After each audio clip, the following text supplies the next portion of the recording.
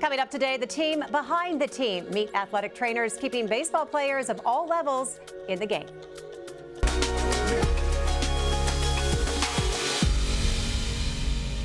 Good morning, I'm Jessica Lovell and welcome to the Morning Medical Update. Baseball is a game of skill, strategy, and endurance, but behind every great player is a team dedicated to keeping them healthy and on the field. Athletic trainers are often the unsung heroes of the sport, working behind the scenes to prevent injuries, manage rehab, and support athletes at every level. Today, we shine a light on their crucial role in baseball at different levels, from high school to the majors. And this morning, we're talking with Dr. Vincent Key, joining us live from Royals Spring Training in Surprise, Arizona.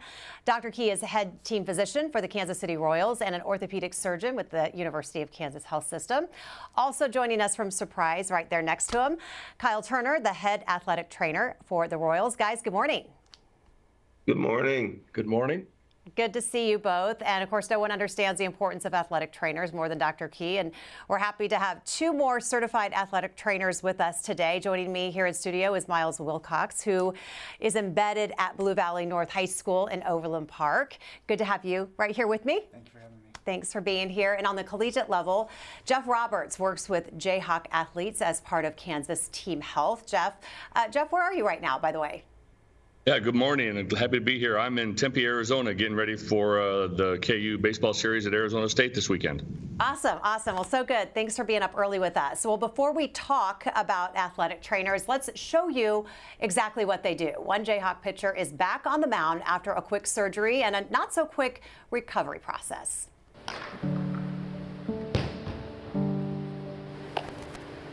I've played it since I was just a little kid, just like being out there, the emotions that come with it. It's fun. But the fun and emotions shifted when 22-year-old Patrick Stites, a KU baseball player and prospect for the MLB draft, knew something wasn't right. Threw a pitch against Central Florida last year. Didn't really hurt, just kind of felt kind of weird. So I didn't really know what was going on.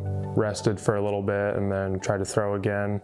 Still just wasn't feeling great. It's sports. Injuries are inevitable. But with the majors in reach, Patrick wasn't taking any chances. He knew he wanted the head team doctor for the Kansas City Royals, orthopedic surgeon, and sports medicine specialist at the University of Kansas Health System, Dr. Vincent Key. I decided to get an MRI, got that back, and they were like, all right, well, if you want to pitch again, then you got to go get surgery. Dr. Key performed Tommy John surgery, named after the former MLB pitcher. Key repaired Patrick's ulnar collateral ligament inside his elbow, which connects the bone to the upper arm. When it's torn, it limits movement. The surgery fixed Patrick's elbow so he could get back to the mound. And while most patients schedule a follow-up visit with their doctor, Patrick's doctor paid him one. I had a couple checkups with Dr. Key and while I was throwing and stuff, and he came down here, which is also really cool, having your surgeon come down to see you. A full circle moment that got Patrick back to the sport he loves. You're nervous, you're excited, but once I threw the first pitch, you're just like, all right, like, we're back and let's go.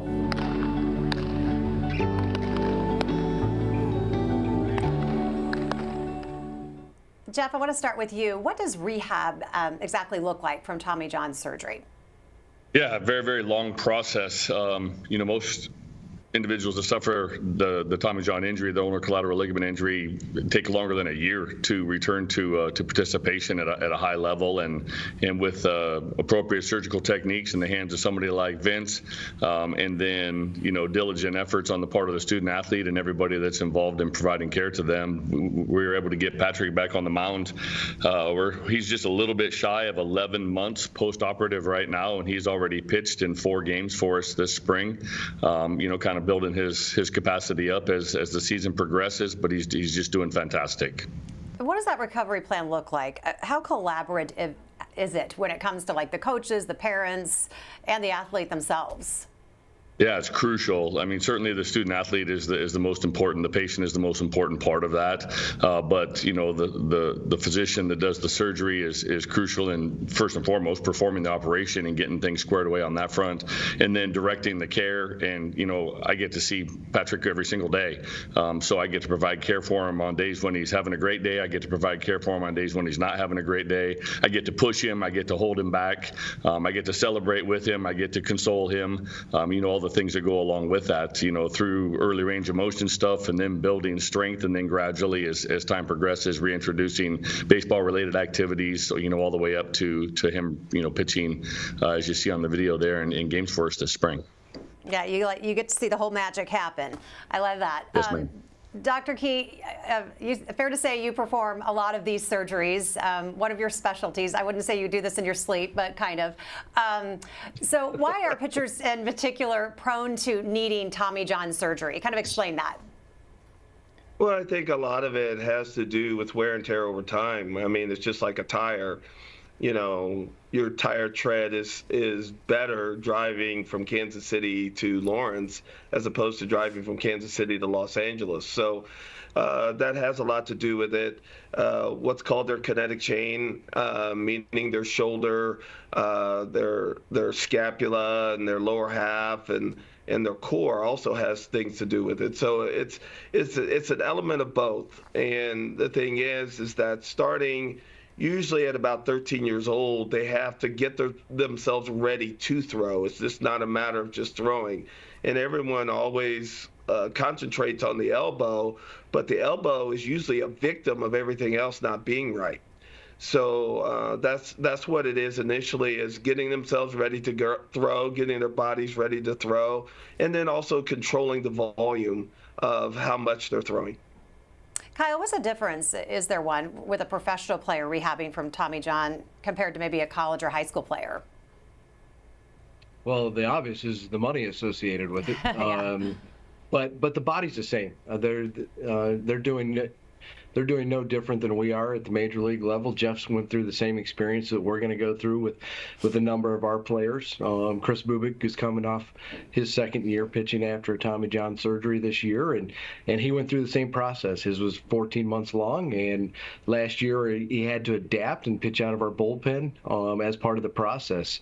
I guess, though, a major difference is we have these guys in our laps 7 days a week for 10, 12 months if we want them. So that would be a major difference in the rehab part of it, is the access. They're not having to go to school and maintain a GPA and whatnot. This is what they do for a living. So, you know, just the total access to the player is increased with us. Well, that brings us to our high schoolers. So let's bring in Miles. So on a high school level, how involved are parents in the rehab process? I would imagine. Yeah. They got their nose right in it. Yeah. So a kid will typically have formal physical therapy once or twice a week, and then I might get to see him once or twice a week. So those other couple days, the kids are at home. Parents are ensuring that they're doing their home exercises program. So parents are very involved. And high schoolers, they need and can get Tommy John surgery, I would imagine, right? How often is this happening for them? Yeah, unfortunately, the prevalence is going up. A lot of pressure from over-specialization, pressure to perform, and then sometimes kids just don't really know when to pull it back. So they'll try to throw through some pain, and before you know it, it's time to go see Dr. Key. I bet. All right, well, we asked some Royals players down in Surprise how athletic trainers help the team. I think at times as athletes we just want to run and gun and keep going, and we think more is always better. So you know, just having those guys there to remind you, hey, you got to manage your workload, and it's a long season. So you know, usually they're right. Those guys are the backbone, man. They keep the guys out on the field. Their work is invaluable, and it often goes unnoticed unless something goes wrong, and then people try to point the finger. But these guys work as hard as anybody, and you know, they have the most education of anybody in that room too, so you respect a lot of what they do. It's another resource that they're able to have and kind of help with understanding, you know, how your body moves, what you want to, you know, get out of daily activity in terms of recovery and just your overall preparation. They keep me on the field. They do a great job getting us ready each day, recovery, working out things, soft tissue. They really are the magic workers that make us play every day. Dr. Key, how important is the collaboration between the doctors, the athletic trainers, the coaches in keeping athletes healthy? I mean, the collaboration, or just what does it look like? Well, it's extremely important. Everyone has a role, but we all work together. And I usually break it up into thirds. What I do is a third, what the athlete does is a third, and what the trainer does is a third. Everyone does their job, it's 100%. But one person doesn't do their job, it's 66.67%. So it's extremely important. Everyone needs to be on the same page in terms of, the athlete, and just kind of understanding the athlete having the same message.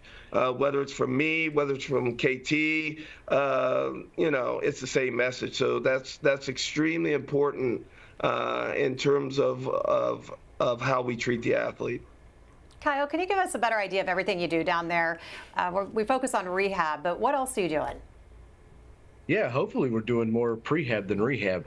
That's our goal all the time, is to keep guys on the field and keep them healthy. So, the daily routine starts early in the morning. I'll use Salvi for example. He'll probably be in here in the next 15 minutes and start his workout for the day. So all this plays a role in keeping them healthy on a daily basis, and the workload we kind of manage their workload. We manage the volume that gets put on them every single day. A lot of guys are using biometrics and electronics to help keep track of that.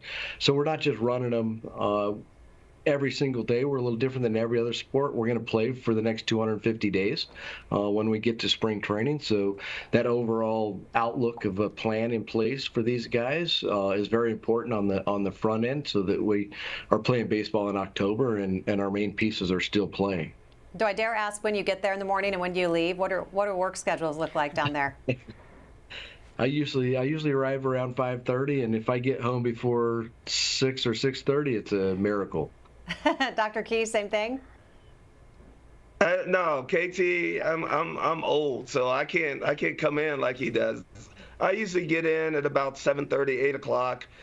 We do have a medical meeting with all of our trainers, therapists, strength and conditioning guys, to kind of get set for the day. And then usually will leave probably 30 to 45 minutes after the end of the game. So mine's a little bit shorter than KT's. Well, Jeff, outside of rehab from an injury, what else are you doing as an athletic trainer? Tell us a little bit about what you're doing. Sure. As Kyle alluded to, a lot of what we do is risk minimization and injury prevention stuff. If you think the average person goes and sees their healthcare professional when something's wrong, and we have an opportunity with the patients that we interact with to see them on a daily basis and hopefully do a whole bunch of different things with them to help minimize the need for them to have to make those kinds of visits to their healthcare professionals and see us on a regular basis to do maintenance work and to prevent injury. So, an awful lot of time spent in that arena, in addition to, of course, identifying injuries if and when they happen, because it's kind of inherent in physical activity. And then when, the more significant pathologies occur, then working with, the other people that are part of the health system to navigate forward and push those individuals back towards doing what they love to do. Well, Miles, kind of help us understand about your work day, where you work, because you work with the health system. You're not coming here to the hospital every day, right? Correct. Yep. So I am employed through the health system. The health system has many partnerships with many high schools in the Kansas City area. So, our youth sports medicine department has over 20 athletic trainers placed at high schools and middle schools across the Kansas City area. So we're providing care and coverage, from 200 to 400 student athletes at a time. And then when the time comes, providing direct access to our physicians. And high schoolers, as we know, they don't have the same access to medical professionals as maybe college and pro players do. Not that like eagle eye on them that we've been talking about this morning. But so how crucial does that make your role in keeping them healthy? Yeah, so kind of the first line of defense, really advocating for the student athlete, communication with the parents, the coaches, if need be with the school nurse. So we kind of got our hands in a lot of the different cookie jars, doing a lot of different things. How important is mental health? Just is what we're talking about overall athletes' health in general? And I know there's a program that you guys follow as well. Yeah, very, very important.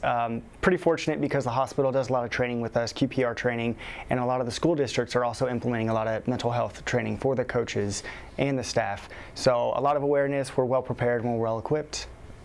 I want to ask everybody about that too. It just seems like it's so important, and I don't want to overlook it anytime we bring up mental health. On the collegiate level, I'm gonna throw that out to you.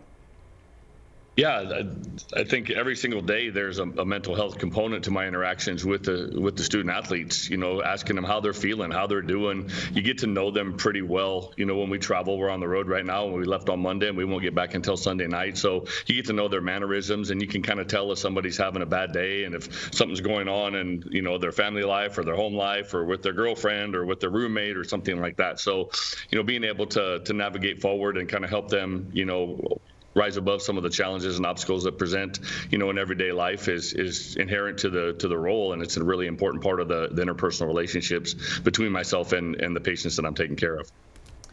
All right, Kyle, Dr. Key, you know, do you know when there's something up with these guys?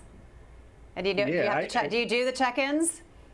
Well, yeah, as Dr. Key mentioned, we have a morning medical meeting that involves not just our medical team, but our behavioral science, our sports psychologist, our sports medicine team, our nutritionist is involved in it every single morning. So we do check-ins with our people and across all departments. So Melissa Lambert is part of it, and she's in every meeting every single morning. And I actually see these players, like Jeff alluded to, I see these players more than I see my own family and kids. So I know when something's going on with them, and they come to us quite frequently as athletic trainers. I think we're probably 80% psychologists and 20% athletic trainers a lot of times. These guys are under a lot of stress. The performance anxiety is real. Performing at the highest level and a lot of eyes on you every single night. And baseball is a game of failure. These guys will go, you know, unfortunately they'll go a week without getting a hit or having success, and the media is all over them. Their families are starting to wonder what's going on, and a lot of these guys, their jobs are at stake every time they're not performing. So it's very, very high stress for them. Dr. Key, I'd love to hear your insight on that. No, I think KT's right, and the pressure's there. The pressure's real. I mean, these guys are feeding their families based on their performance, and so there's that performance anxiety is real. Getting to see them every day, being able to interact with them. I mean, mine is more, KT's is day to day. Mine during the season. You know, when they're in town, I'm there most of the time. When they're out of town, I don't see them. But the thing is checking in with these guys, especially some of our injured guys who get left back in KC. I may see them in the office, but the main thing with them is not the injury. It's like, how are you doing? And starting with that and getting a sense of the athlete, I think is extremely important. Well, be sure to ask your questions. You can use the chat on YouTube or Facebook. You can email the Medical News Network. That information is there on your screen. Kyle, I want to ask you, what advances in sports medicine have helped improve recovery times and outcomes for baseball players, in your opinion? Oh, geez, it's endless. Red light, laser is kind of the thing going on right now. You know, we have everything from cryotherapy to hyperbaric chambers. We use a ton of aquatic therapy, the hot and cold plunges. But the kind of the trend right now is shockwave therapy, kind of combined with red light and lasers. But it's really difficult to keep up, to be honest with you. It seems like every year there's 3 or 4 new modalities that we kind of have to be versed on and be able to provide it for our players. And a lot of these guys are training outside of our hands in the winter, and they come with new ideas every spring training. So it's kind of exciting to see what else is out there from their point of view as well. All right, what's the laser? It's just high intensity red light therapy, I guess. Okay. You can go to class 4 where it has a thermal portion to it, or you can go down to a class 2 where it's really just red lights going on, and it's, you know, increases blood flow in areas, which essentially promotes healing. So Okay. All right. Well, we know some injuries are preventable. Dr. Key, what steps should maybe young pitchers take to avoid overuse, some of those overuse injuries? Well, I think it starts with prehab, just like KT said. And that's our mantra, prehab, so we don't have to rehab. Is, again, getting themselves ready. So if it's a high schooler that's going into baseball season and they're a pitcher, then they need to start their kinetic change stuff, meaning stretching out, stretching, strengthening, things like that, about 8 weeks prior to tryouts. If it's a position player, I usually say about 6 weeks. And again, getting the bodies ready, because they don't think of it that way. They think they can just get up, go play, no issues, no problems. But these are bigger, stronger individuals who are performing the sport. And again, I think, it's just getting their bodies ready and not having, oh, we popped out again. Not having to get in a situation where they get into issues that certainly could be preventable. Jeff, what about you? Best advice for injury prevention? Yeah, I tell the guys all the time, it's really, really hard to be too strong. And so our guys spend a lot of time in the weight room. We've got a game this evening, and they're going to go to the weight room here at Arizona State this morning and get a quick, easy workout in just to kind of get things moving. And I also really preach to them, along the lines of just prevention of taking care of their bodies, hydration, nutrition, and rest. Super, super key components to things. And if they subscribe to that on a regular basis, they're going to put themselves in a position to, one, stay healthy, and two, have greater likelihood of success. Miles, what do you tell high school athletes? Yeah, just to piggyback off what Jeff said, the foundation, plenty of sleep, plenty of fluid, eating right, and then a lot of kids kind of avoid the weight room at the high school level because they think it's going to make them too big and they're not going to be fast enough or strong enough. So getting into the weight room and getting stronger, and then when I get my time with them, really back to the basis again of moving well as opposed to doing too much. Let's get to some questions from our viewers this morning. Stuart wants to know, do kids throw harder than they used to? And if so, why is that? Who wants to answer that one? Well, I'll tell you, from a major league level, it's absolutely true. We've seen a rise in velocity over the last 8 to 10 years at a pretty significant level, about 1.5 miles, 2 miles per hour. Which, when you're considering these guys are already throwing 95 and they're throwing now 97 and 98 miles per hour, it's a big jump. And I would say that at the youth level, which I don't see it every day, but we do keep current with the research on it. It's definitely happening there, and everybody's chasing velocity because velocity is what gets you paid at the major league level. Sean wants to know, do younger pitchers recover faster from Tommy John surgery than older pitchers? Or is it just case by case?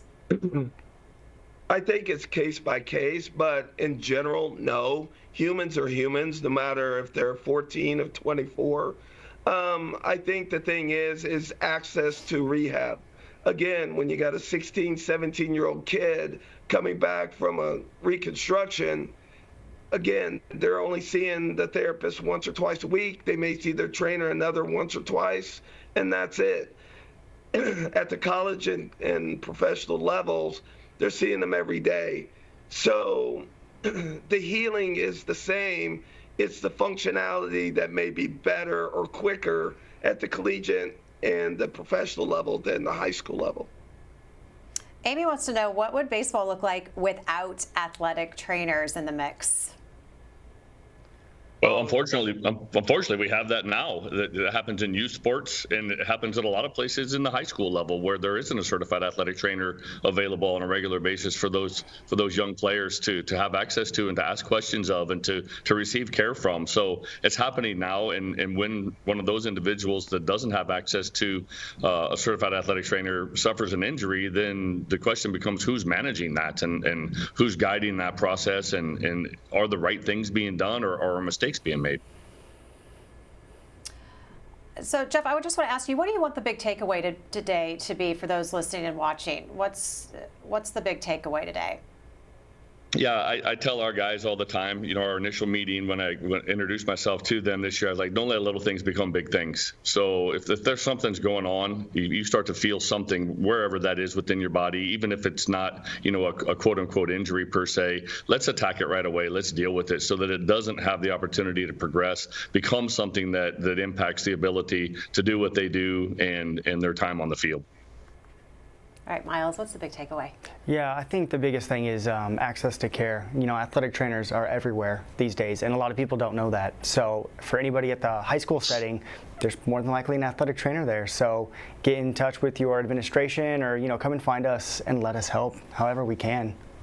Are kids talking more and bringing up things and injuries more? That's always, people ask that a lot on this show, is like, are kids coming and like bringing up injuries more when they're younger to get help? Are they bringing... Yeah, so are they, I guess I don't understand. Especially when like concussion, when the conversation of concussion comes up and like when they have an injury, are they coming up to you and saying, hey, I think something's going on with me? Awareness. So a lot of preseason education on signs and symptoms to be aware of. Yeah. And so when a kid takes a hit and they don't feel right, they're doing better as far as not trying to tough it up, and they come to us and they let us kind of do our job and, discern really what's going on.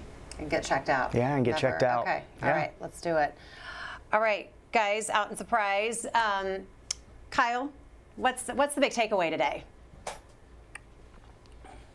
Probably for me, it's education in youth sports. I mean, we talk about it amongst athletic trainers at the major league level and the physicians here. That and we talk about Tommy John is almost become a pandemic. We're seeing the numbers just rise through the roof, and there's several people on a pathway to how can we recurve this and reset the norm. They are going to happen. We're doing an unnatural motion, but the numbers don't have to be what they are today.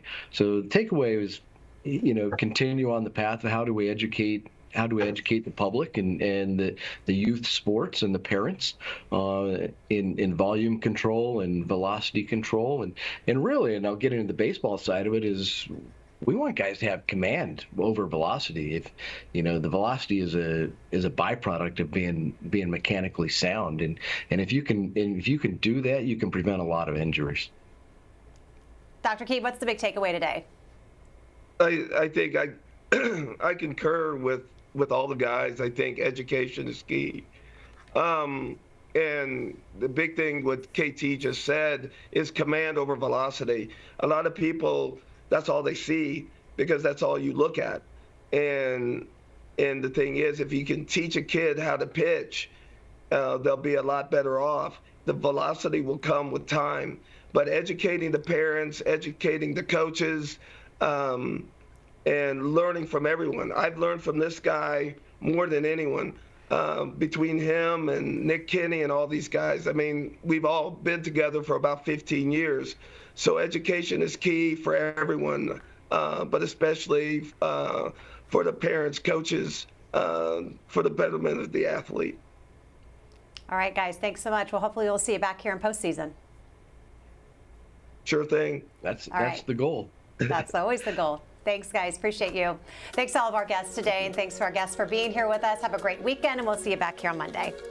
Mom in labor, dad behind the wheel, and still miles away from the hospital. On the next morning medical update, a happy, healthy baby born on the side of the road. A true story from one of America's many maternity deserts. Monday at 8.